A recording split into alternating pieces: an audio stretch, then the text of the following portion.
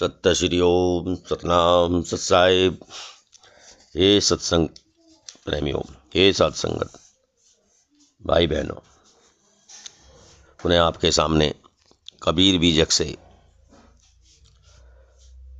साखी प्रकरण को लेकर के उपस्थित हुए हैं। आज जो साखी का चर्चा है वो साखी नंबर 48 से लेकर के 55 तक है। आज हम साखी 48 से लेकर 55 तक का वर्णन करेंगे। कबीर बीजक में जो साखी है वह सतगुरु कबीर साहिब द्वारा रचित ज्ञान का भंडार है। इस ज्ञान के भंडार को, इस अमृत को आप पीते रहें,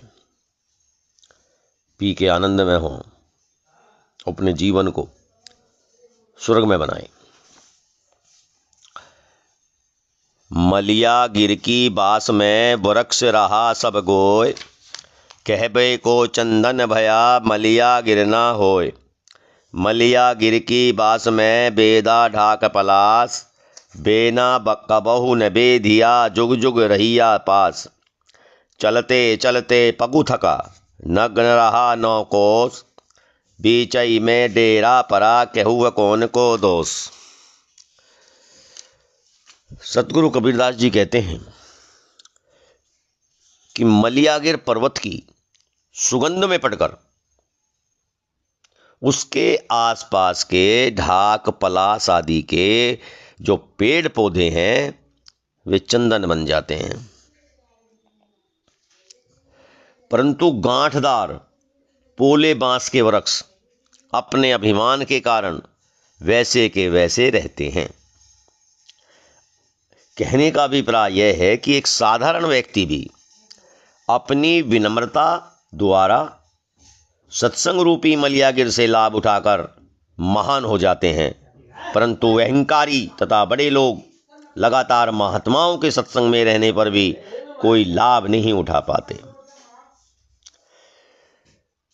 जिस तरह कोई मुसाफिर प्रातःकाल से चलता हुआ अपने निश्चित स्थान पर पहुंचने से 9 कोस पहले ही थक जाए और संध्या हो जाने के कारण बीच में पड़ाव डाल दे, तो दोष किसका है?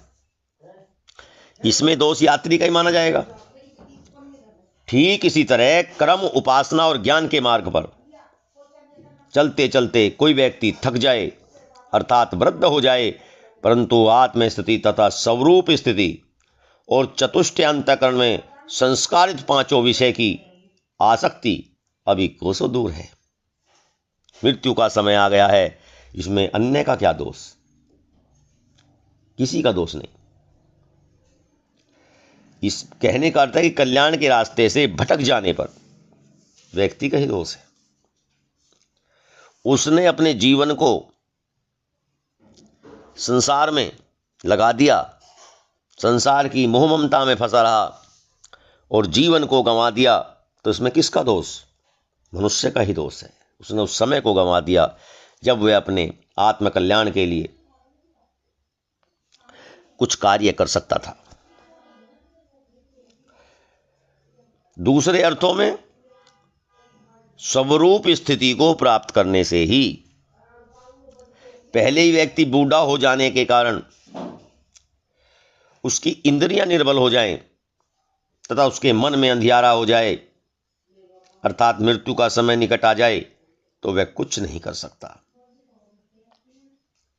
जिस प्रकार अनेक विषय व्यक्तियों ने आसक्त रहने वाली वेश्या बंध्या रह जाती है, उसी प्रकार व्यक्ति अनेक विषयों तथा कल्पित देवी देवताओं में लिप्त रहने के कारण स्वरूप स्थिति से दूर हो जाता है। कल्पित स्वर्ग, मोक्ष तथा ब्रह्मधाम के सुख के लिए मनुष्य अपने मन में छटपटाने लगता है, वहां कब पहुंच पाऊंगा, परंतु उसकी दशा उस यात्री की तरह है जिसकी मंजिल मात्र आधा कोस होने पर भी वह 6 माह तक अपना गांव खोज नहीं सका। 6 मास के हीरते आधा कोस पर गांव। कहने का तात्पर्य यह है कि मोक्ष धाम तो निज स्वरूप में ही है, परंतु हम अन्यत्र खोजते रहते हैं। छोड़ मास के हिड़ते आद कोस पर गांव।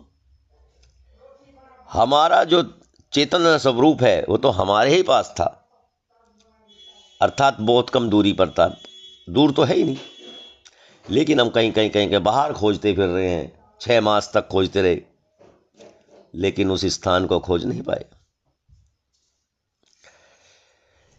गृह तजी के भय उदासी, बनखंड तप को जाए, चोली था की मारिया, बेरई चुन चुनी खाए। राम नाम जिन चीनिया, झीना पिंजर तास, नैन आवे नींदरी, अंगन जामे मास। जो जन भीजे सामरस, जो जन भीजे रामरस, विगसित कभौ न रुक। अनुभव भाव न दर्शय, ते नर सुख न दुख। सतगुरु कबीर जी कहते हैं कि बहुत से व्यक्ति जोश में आकर या किसी के बहकावे में आकर अपने घर को छोड़कर वैरागी हो जाते हैं। जोश में आकर, भावनाओं में बहकर, किसी के कहने से वैरागी हो जाते हैं। वनों में जाकर तपस्या करने लगते हैं, परंतु भूख के सताने पर और शरीर के दुर्बल हो जाने पर उनका भावनात्मक जोश ठंडा पड़ जाता है, तो वे बेर इत्यादि चुन चुन कर पेट को भरने लगते हैं।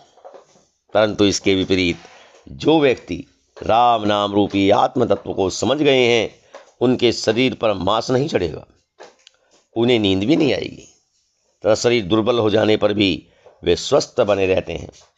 ऐसे व्यक्तियों को देहाभिमान बिल्कुल नहीं होता तथा हमेशा आत्मचिंतन में ही लगे रहते हैं। ऐसे व्यक्तियों को सांसारिक उपलब्धियां प्राप्त हो जाने पर वे कभी हर्ष नहीं मानते और उनके चले जाने पर कभी दुखी नहीं होते। वे स्वरूप स्थिति में लीन रहने के कारण सांसारिक तरंगें उन्हें प्रभावित नहीं कर पाती तथा सांसारिक वस्तुओं के मिलने या बिछड़ने का उन्हें कोई हर्ष या विषाद नहीं होता। तो सतगुरु कबीर साहिब कहते हैं कि आत्म तत्व में जो लीन है उसके अंदर इतना आत्मबल आ जाता है कि उसे किसी भी तरह की विपरीत परिस्थितियों में उसके मन में चंचलता नहीं होती। वो स्थिर रहते हैं, वो धीर रहते हैं, चाहे सुख आए चाहे दुख आए, समभाव उनके अंदर आ जाता है। और आत्म तत्व को जानने के बाद उनके अंदर इतनी ऊर्जा जागृत हो जाती है, किसी भी तरह से उनका मनोबल टूटता नहीं है और चाहे कितने भी विपत्ति आ जाए, कितना भी संकट आ जाए, वो अपने पथ से विचलित नहीं होते हैं। तो हे साध संगत, हे भाई बहनों, संसार हमें कमजोर करता है, हमारे मन को कमजोर करता है, हमारी बुद्धि के विचारों में विकार पैदा करता है, हमारी बुद्धि के विचार में कमजोर होते हैं, आत्मबल टूट जाता है। एक तरफ और दूसरी तरफ अध्यात्म के मार्ग पर चलने पर, आत्म तत्व को जानने के मार्ग पर चलने पर हमारे शरीर के अंदर एक ऊर्जा आती है, बुद्धि शुद्ध हो जाती है, शुद्ध विचार आते हैं, विकार समाप्त हो जाते हैं, मन मजबूत होता है, अनेकों शारीरिक मानसिक रोग समाप्त हो जाते हैं। तो इसलिए हे साध संगत, हमेशा अपने आत्म तत्व को जानने के लिए, अपने आत्म स्वरूप को जानने के लिए, उसमें स्थित होने के लिए प्रयासरत रहना चाहिए।